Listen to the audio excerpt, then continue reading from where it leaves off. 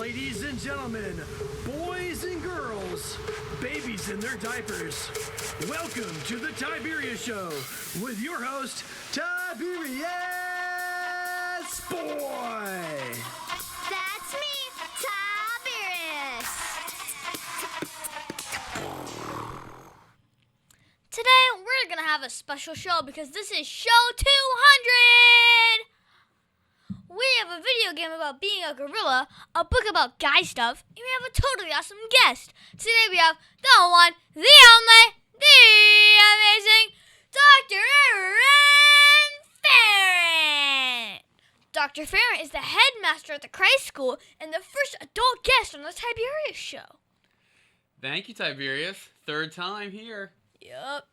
Well, today we're going to start off with the video of the week, and this is going to be a challenge. And now it's time for the video game of the week.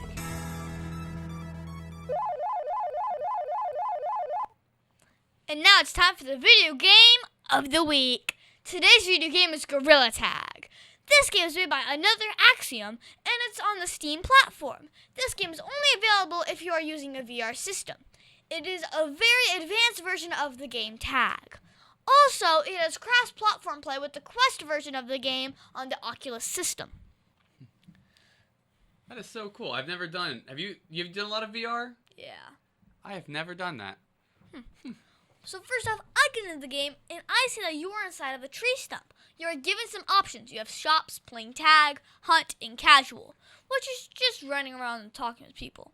There are 5 different maps, which are canyons, mines, forests, city, and mountains. I like the canyon the best because it's very hard and you have to learn wall climbing.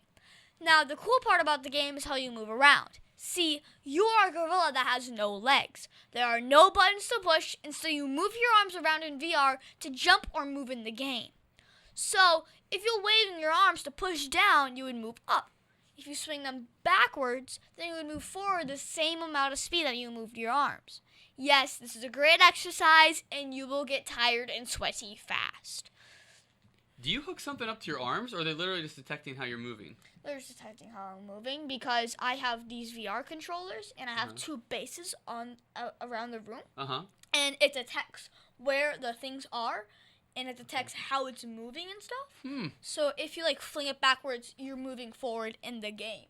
So what you do in real life also depends on what's happening in the game. Man, I used to have an Atari that had a stick and one red button. That's all we would do.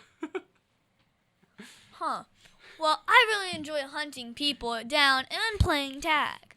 I also play the infection game, but it's not my favorite because you cannot just tag them back. But I do enjoy talking with lots of people and notice many are using the Oculus system. I give Gorilla Tag 12 out of 10 stars because I really meet some cool people that showed me how to play, and it's a lot of fun to have a community of people online during the pandemic. See Tiberius Smith Law.com. You can call him at 407-801-2667. Wait, you are not Chuck. My dad can help when people get hurt. He loves to help people. If you are ever injured at work or in a car accident, you should call my friend Chuck. You can call him at 407-801-2667. The website again is cwsmithlaw.com. Offices, Orlando. Does it actually have that much W's? And now it's time for the book of the week, Guy Stuff, the Body Book for Boys. This book is written by Dr. Kara Natterson. Leverage at the back of the book. In fact, Dr. Farrant, would you like to do the honors? Sure, happy to. It says, your body is about to start growing and changing big time. Or maybe this has already begun. You probably feel excited that you're growing up, but all these changes can feel awkward and uncomfortable. And because it's all new and unfamiliar, you're guaranteed to have some questions about what's happening. This book will provide you with the answers that will help you take care of yourself better, your hair care, from hair care to healthy eating, bad breath to shaving, and acne to voice changes, and everything in between. With tips, how-tos, and facts from a real pediatrician, it's a perfect book to help you learn about your body changes. Wow. That's cool. So, this is not an AR book, so you don't get any extra points for reading it, but it was a great book about how boys' bodies are changing and how we grow into teenagers. So I learned that as a guy, we go through a thing called puberty. This happens between ages 9 and 14. During this time, a lot of things will change. You will grow taller, you will get hair in different places, you will sweat a lot more, you'll gain muscles, you'll see changes in your skin texture, and even get a deeper voice. Fascinating. I know. Well, I like learning about avoiding bad breath by brushing your teeth and also to brush your tongue as well. It is important to visit your dentist and listen to what he or she says. I also learned about your underarms and that they are going to start to sweat more, and then they will smell. You'll need to use deodorant and be sure to wash your clothes to remove the sweat and smells.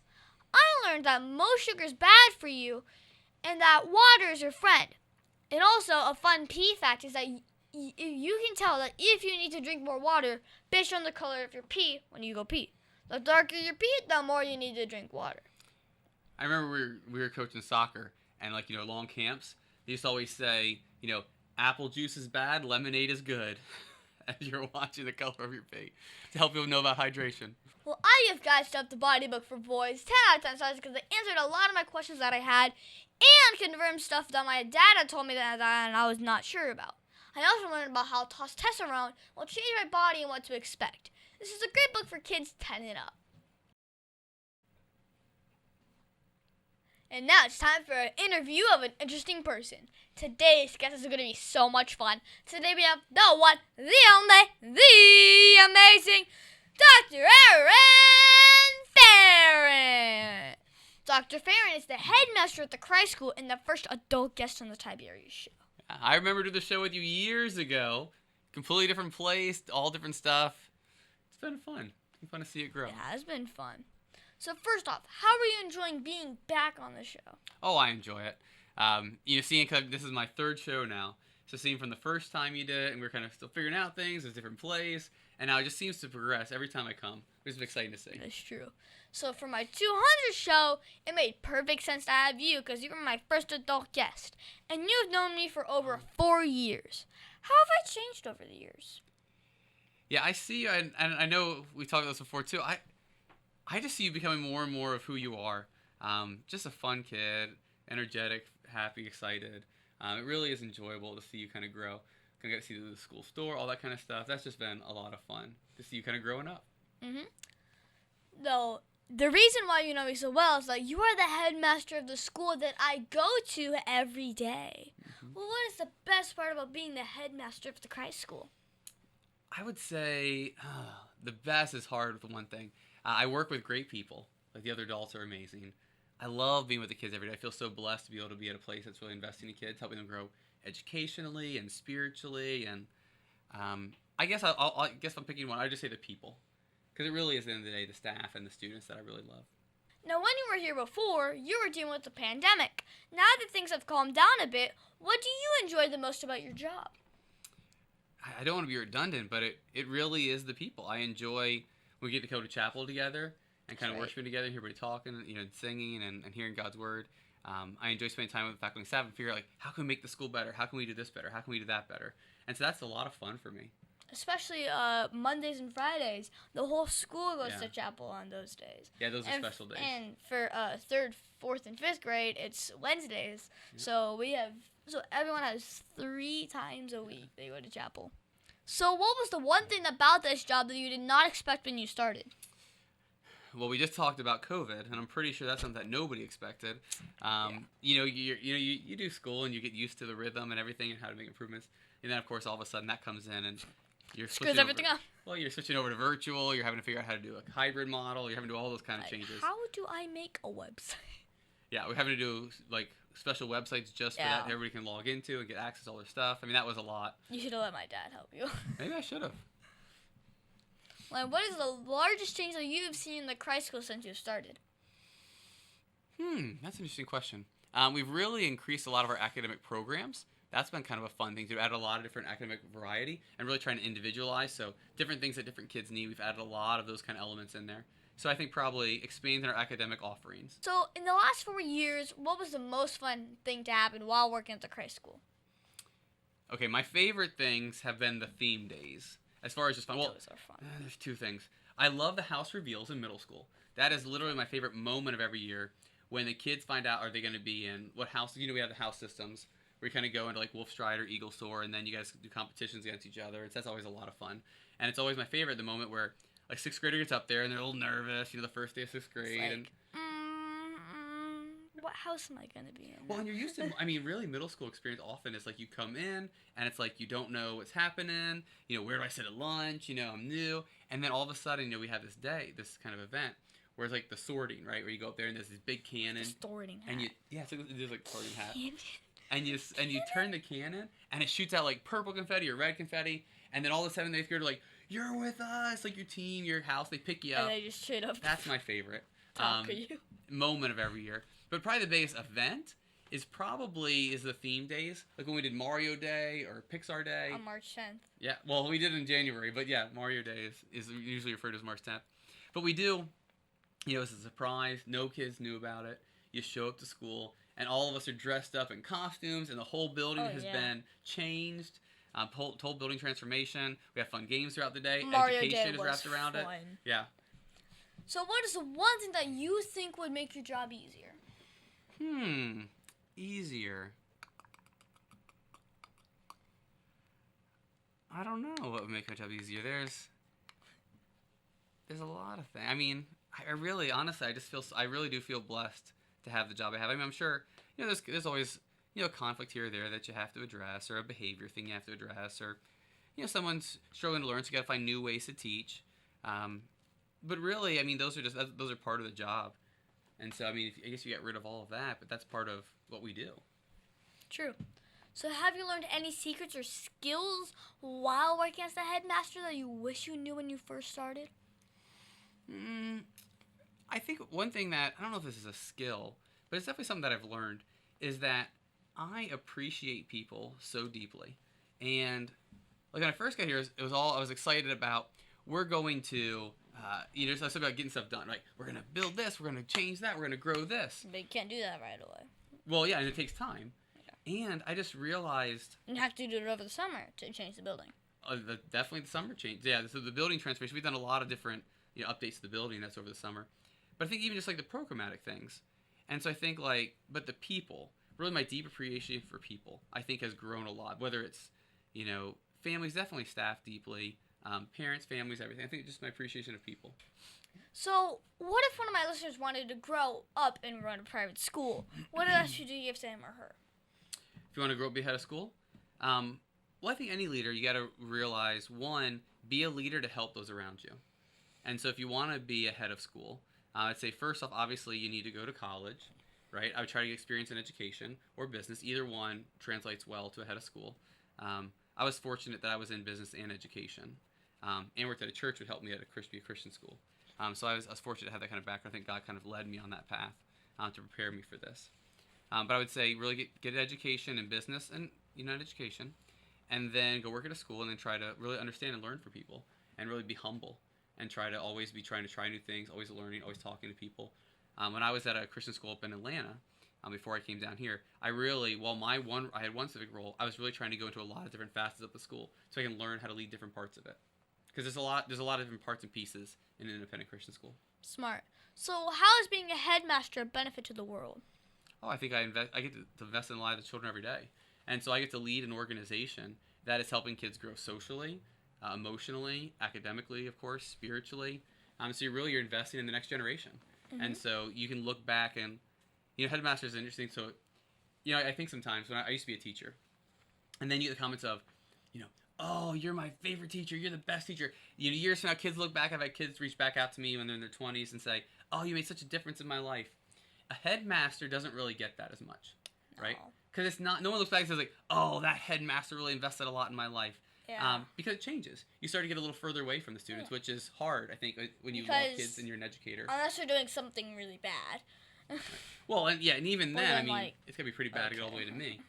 But my role now is to more invest in adults. And so I'm trying to build an organization where more kids can come to, and I'm trying to invest in adults who then invest in kids. And so you're working at a little bit more of a distance. But a head of school really helps lead the school and sets up all those opportunities for teachers to impact the lives of children. So it's a little bit of living vicariously through the teachers. True. Now, what new things should we expect to see at the Chrysler for the upcoming year?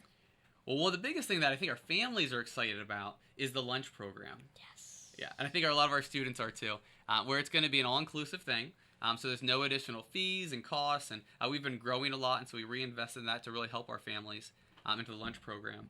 And so, yeah, you'll come in, and there'll be a hotline with different things. There's like a healthier option line with different things. There's a pasta pizza station. There's salad bar. There's a soup station. And kids can be able to go in there, get as much as they want. A lot of variety, so they can find a healthy choice they like. So if they have like a dessert bar, sometimes We will sometimes have a dessert. Like have a big sign that says "Closed, not today." I think we're just going to do it maybe like once a week or so. I mean, Yeah. something special, but not... I don't know if we're going to do it every day. Yeah. That might get a little excessive. Sure you wouldn't mind, though. I wouldn't mind with it being every day. Well, if you could go back 10 years and tell yourself something, what would it be? 10 years back. 10 years from now. 10 years from now, or 10 years behind? 10 years behind. Okay, go back 10 years. So 10 I years would have been just coming out of the classroom into administration at that point. I would say just continue to learn. Continue. I mean, really, I really am blessed about where I am in my life. There's not a lot of like don't do this. You know, it really is just really seek to glorify God. Really continue to learn and strive to be better. Maybe give myself a little bit of a heads up about COVID, because that might have been nice to know. That might have been a lot more nicer to know. But basically, that'd be it. Yeah. Well, now that you've seen my show grow for the last 4 years, now with video, besides the show with you on it, which is your favorite episode? Oh, I do not know. I mean, do you ever watch my show? I really think you hit your stride on really episode 100, and I anticipate 200 is going to be a real stellar, just a real winner. I mean, show 1 was as a kid. I mean, show 1 was a kid. You were show 4. I'm sorry, I meant 4. I made a slight error there. 4 was the one I meant to say. So what is the one thing that you want to tell parents about the Christ School so that they can send their kids to the school? I would say you've got to find the school that's the right fit. Not every school is the right fit for every kid. And so I think to know what the Christ School is, to know if that's the right fit for your family and for your kid, one thing you want them to grow spiritually. You want to have great academics that are really be kind of pushed and supported well, individualized. And really, I think the biggest thing about the school, the biggest thing that I take is obviously there's a love for God and a focus on that and focus on great academics are really the two biggest things about us. And just the culture. It's a really strong culture at the school. Okay, so I know your favorite book is the Bible, but if you had to suggest another book that is a must-read for my listeners, what would that be? I would say one of my other favorite books is kind of an oldie, but a goodie. It's Good to Great. It's a book that I love. Have you ever read that book? Nope. It's probably written before you were born. It's pretty old at this point. But just some great principles about really how do you take something from good to great and what does that really look like for an organization. Okay. Now can you tell me that one story? You know, remember, this is a kid show, but that one story, well, that you're not supposed to tell me about. Come on. I don't know I'm not supposed to tell you, but I think it's a fun story, interesting story. When I was, this gives you a little bit of reveal about my mother and my upbringing too. When I was young, I'd say probably 3 or 4. It's actually the first memory I have of my life. We were at a playground. You know those kind of swirly slides that go around? Yeah. We had one of those, and the first couple steps were kind of broken off the playground by my neighborhood. So they put a big rock there. So you climb on the big rock, you climb up the steps. That's fun. Right? So I did that, and I was 3 or 4, and when I was at the top, I fell off. I slipped off. Little guy, preschool kid, fell all the way down. My chin hit the rock that was underneath there. My tongue was out and bit a hole straight through my tongue. And it was big, like it was beautiful. You could stick your finger through my, like completely through my tongue. And here's the funny thing. What do you think my mom did? Absolutely. Actually, that's correct, Tiberius. She said she just took me home, and nothing. Didn't go to the doctor, nothing. And my dad got home hours later, and he's like, my mom's name's Terry. She's like, Terry, what are you doing? And she's like, what? It's a tongue. Like, what's the doctor gonna do for a tongue? And my dad's like, take that boy to the doctor. And so they took me to the doctor. They ended up putting dissolvable stitches and stitching my tongue back together. But yeah, for hours, my mom was just like, it's a tongue. So if it wasn't for my dad, I still have a huge hole in my tongue. So Thank you, Dad. Yeah. I can't think of that happening to me, and my dad and mom wouldn't care. Yeah. Well, she didn't care. She's just like, That's the way she always was. Like, you're hurt. Are you bleeding? Go back outside and play. She loved me. She's a wonderful mom, but that's the way it is. I've got another fun one if you like kind of the body stories. Sure. Okay. This other one is, I was actually, you may not know this, I don't know if I ever shared it with you, but I was actually born with 11 fingers. Wait, what? When I was born, I had 11 fingers. So I had, on my left hand, there was a split pinky. So, look, you see right there? See that little scar right there? Wow. Yeah, I was actually born like this. It's like a square. It's like a little yeah, little now, nub on there. No, now it's a little nub on there. Yeah. And I feel like there's another bump right there. But that's just from a It's bump. just my pinky. The bump is down here. It's just, wow. But you know when you make those little turkeys, and like when you're younger? Yeah, you just... I had a little extra feather on mine. Just a little extra little feather when I was going around there. Wow. Imagine going to preschool like that and just having an extra feather. Yeah. Well, when I was born, I was born, my dad's like, what's that? And so they took it off pretty early in life. But I still have the little bump and nub. Just like cuts it off. Like a magic trick. Hey, want to see a magic trick? I don't know if that's the trick people want to see. Yeah. If you could teach me something that would improve my show, what would it be? I don't know. You do a pretty good job. I would just say just have fun. Just have fun with your guests. I mean, really, when people are watching the show, right, they just want to have a good time, maybe learn something. So just enjoy time with your guests. Okay. Well, do you have a website or Facebook for my listeners who want to follow you? I don't have Facebook. A decade ago, I stopped doing Facebook because it was just a time suck for me, so I stopped doing it. But website, I'd love for them to check out thechryslerschool.org. I believe Miss Basso runs that, right? She does. Well done, And that's Tiberius. your marketing. We interviewed her, She is it? basically. Yes, yes. Yeah, she helped us out with the marketing for the 5th grade stores. Oh, So. that's fantastic. Yeah, she does a good job. She does.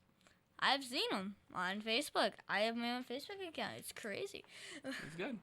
Will you be ready for another interview for show 300? Absolutely. Every 100, I'm here. Sweet.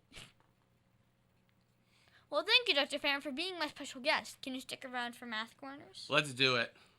Let's do it, Tiberius. Over 40 years, Lighthouse Central Florida has provided education, independent life skills, and job training to thousands of Central Floridians who live with blindness or any degree of vision loss. Whether it's picking out clothes in the morning or just moving around your community and serving Orange, Seminole, and Osceola counties, contact Lighthouse Central Florida at 407-898-2483 or visit them online at lighthousecfl.org.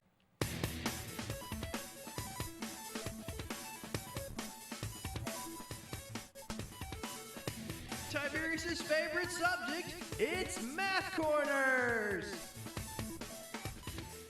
Well, thank you, Dr. Farrant, for helping me with Math Corners. This week, we're going to talk about multi-step word problems. You and my dad is going to love finding me another word problem to solve. Wait, he made this one up himself? Shoot. Okay, here we go. Tiberius is making ninja stars for his economic class project. He is going to sell them for 50 cents each. It takes 1 hour to make 10 ninja stars. He purchased $20 worth of construction paper to make the stars. If Tiberius wants to make a profit of $100, how long will he have to spend making ninja stars? Okay. So he... Wait. So 100 episodes ago, you did some math with me. Do you want to take a crack at this one? I'm in. Let's do it. Okay. All right. So let's think now. You want to make $100 profit. Yep. Mm-hmm. You spent $20 on construction paper. So you've got to make 120 gross sales so you can net your 100. Okay. So now you take an hour to make 10 and you sell them for 50 cents each. Okay, so every hour you are making $5 and you need to get to 120. So that's 10, 20, 24 would be my guess. Is that correct, 24 Tiberius? what? You do 24 hours one day in order to make it. Is that correct or incorrect? Ah, got it? Nice, nice. I didn't do the way you do. Okay. So this one looks like one of those hard ones, but if you break it down, it can be easy. So first off, you have to figure out how much Tiberius has to earn. He wants a profit of $100, and he's already spent $20, so he has to earn $120. So to make $120 at 50 cents each, he has to solve 240 ninja stars. Okay, so far this is easy. Now, if it takes an hour to make 10 stars, and you divide the 240 stars by 10, you get 24 hours. There we go. We got it. I didn't do the way you did, but Hey. you were slick. That was good. Wow, I have to work an entire day to make $100. That's sad. Well, Dr. Farrant, do you now know all about solving multi-step word problems? I do. Break it down. Step by step. Keep it simple, all right? Yup. Thank you so much, Dr. Farrant, for your help with math corner. Hey, my pleasure.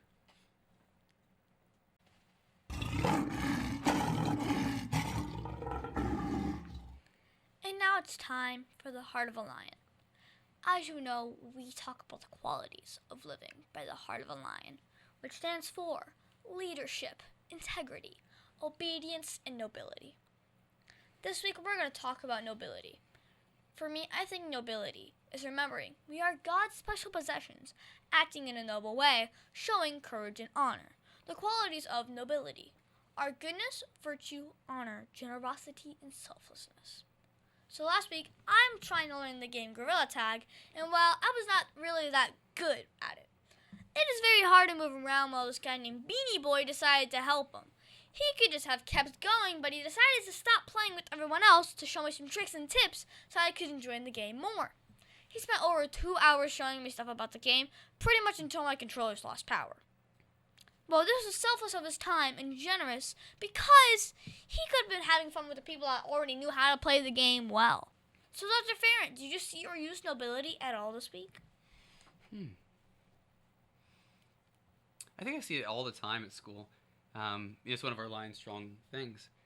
And I think that, like, our teachers, I think if I can just be general, and there's a lot of nobility, like, they really desire, like, people don't realize, I think, sometimes how hard teachers work. And the preparation that it takes outside of school to really deliver a quality lesson, really invest in the lives of kids. So I think there's this generosity. I think that teaching is a very noble profession. It's more selfless, and you really are investing in the lives of others. And you're choosing to pursue a career that, maybe is never going to be this high fame or high pay career, but it's one where you get to really invest in other people. And to me, that's very generous. It's very selfless. It's very noble. Okay. So, of all of the Heart of a Lion virtues, which virtue do you think my listeners need to know about the most? That's tough. New question. Yeah. I would say integrity. I mean, of all the ones, leadership's so important, obedience so important, nobility so important, we just talked about. But integrity, and I define integrity as doing right no matter what. Like, sometimes people say it as no one's watching, but no matter what. Because sometimes there's there's a temptation to, I'm going to trade in my integrity to lie to get out of trouble, or to make some more money, or to get some advantage that I think is going to be more beneficial than my integrity. But really, if people truly choose to do what is right, no matter what the other consequences are and what the circumstances are, I think that's probably the most important thing for your listeners and for people to have. Mm-hmm. Mid-State Fire has been providing top-quality fire equipment services for 3 generations to the Central Florida area. Don't wait for an emergency to repair. Call Mid-State Fire today at 407-246-8855. Get your fire extinguishers and emergency lighting for both your home and businesses by visiting www.midstatefire.com. That number again is 407-246-8855. And that's our show, folks. I want to thank the one, the only, the amazing Dr. Aaron Farrant for being on my show. Thank you, Tiberius. It's been a pleasure. It has been so much fun talking to you today. I hope you will consider being my guest again when I get to show 300. I'll be there. You let me know. Sweet. Thank you for having me on the show, Tiberius. It's been a pleasure. And I would just say, for any family that's really looking at it and wants to find a great school for their kid, to go check out the ChryslerSchool.org. It is a wonderful school, and we'd love to show you more. Also, you can find me on Facebook and Instagram at The Tiberius Show. And please be sure to visit The Tiberius Show on YouTube and like and subscribe. Also, be sure to listen to us next week on The Tiberius Show with your host, Tiberius Boy.